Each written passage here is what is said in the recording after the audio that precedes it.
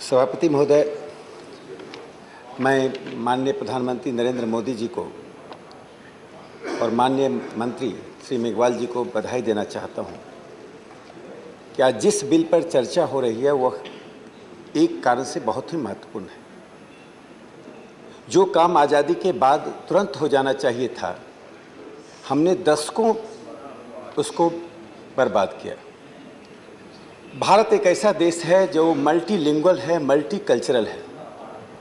जिस देश में 6,64,369 गांव हों, 4,535 कम्युनिटीज़ हों और 645 ट्राइबल कम्युनिटीज़ हों, उस राज्य में जो न्याय का सिद्धांत है, मैं केंद्रीय न्याय मंत्री से कहूँगा कि जो न्याय का सिद्धांत है वह सिर्फ यदि कानून पर आधारित होगा तो वह देश उलझता रहेगा।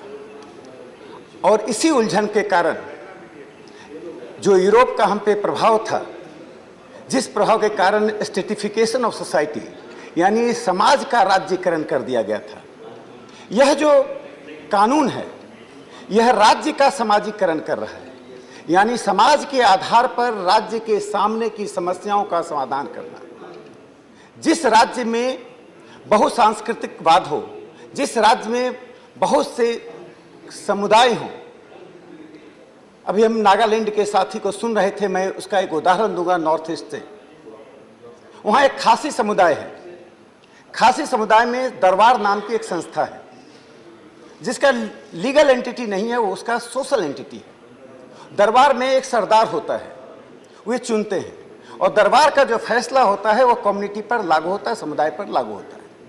यानी कि पंचायत व्यवस्था से लेकर दरबार तक, जिस पंचायत व्यवस्था को हमने भारत में अपनाया, सदियों से हमने अपनाया, इसी कारण से चार्ल्स मेटकाफ ने ब्रिटिश राज में भारत के गांवों को लिटिल रिपब्लिक कहा था, एक छोटा गणतंत्र कहा था।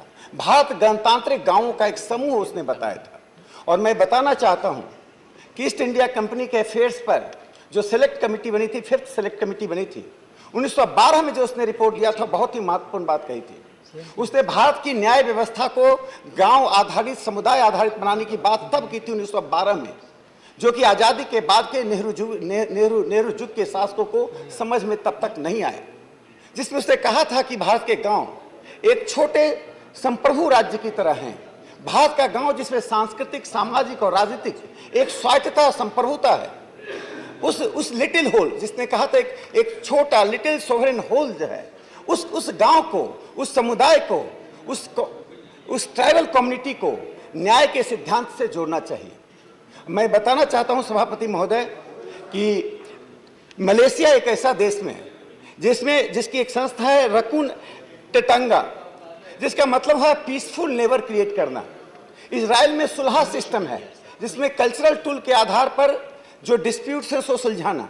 मैं इस विधेयक का सबसे महत्वपूर्ण जो आयाम मानता हूं कि कम्युनिटी बेस्ड डिस्प्यूट रिजोल्यूशन, जो अल्टरनेटिव डिस्प्यूट रिजोल्यूशन की बात कही गई थी, उसमें समुदाय को एक आधार बनाया गया है। इस समुदाय को आधार नहीं बनाने के कारण आज हम देखते हैं कि न्यायालयों में एक बड़ी संख्या में ऐसे केसेज हैं जिसका निपटारा न्यायालय करने में जटिलता का अनुभव करता है। इसमें 3 महत्वपूर्ण बातों को कहकर मैं अपनी बात समाप्त करूंगा। पहली बात, जब हम न्याय के सिद्धांत पर जाते हैं कि हर भारत के समुदाय की अपनी परंपरा है, अपनी आस्था है, अपने तौर तरीके हैं, तो मैं न्याय मंत्री जी से कहना चाहूंगा कि भारत में जो डिस्प्यूट रिजोल्यूशन के मैकेनिज्म समुदाय स्तर पर रहे हैं उसमें बहुत ही विविधता रही है।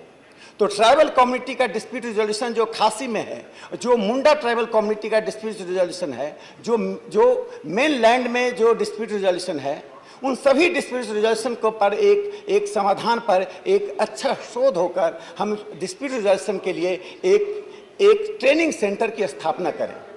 कि कई देशों में, यूरोप के कई देशों में कम्युनिटी डिस्प्यूट रिजोल्यूशन के लिए ट्रेनिंग सेंटर की स्थापना हुई है, तो एक ट्रेनिंग सेंटर की स्थापना की जानी चाहिए जिसमें विविधता और बहुलता का स्थान होना चाहिए।